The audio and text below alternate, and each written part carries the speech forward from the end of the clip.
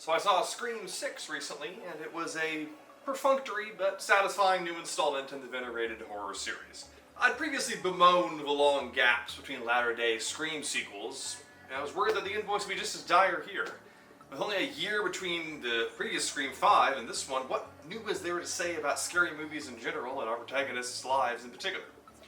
Well, at the outset, it seems not much. Sam and Tara's relationship enters the cliché overbearing older sibling stage. Gil Weathers regresses to an opportunistic creep, and the first-time absence of Sidney is an understandable but off-putting kind of endeavor. Also, Agent Kirby FBI? Really? However, Sam's continuing struggle with her ancestry makes for a satisfying arc and climax, and indeed, it's about time Gale got a call from a certain somebody. For as much as the marketing crowed about it, though, the New York setting ends up being secondary.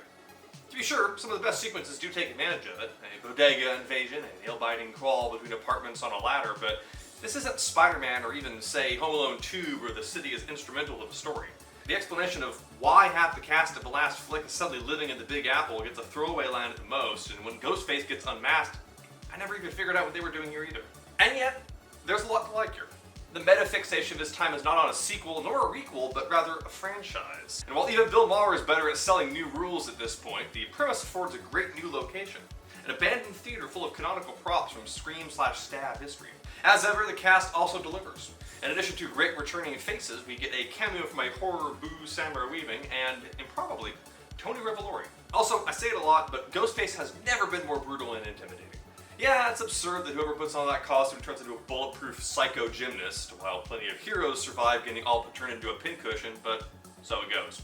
The suspense of the killer planting different eras of masks at the scene of each slaying is also a neat concept, but it fizzles out and fails to acknowledge that, even for fans, there ain't that much of a difference between a 90s Ghostface hood and a 2000s one. Overall, we're far from the more overtly goofy, colorful days of the franchise that once crossed paths with Jay and Silent Bob, but if you're looking for what makes Scream sing, memorable kills, whodunit mystery, and darkly comic nods to genre fare, you'll be thoroughly entertained.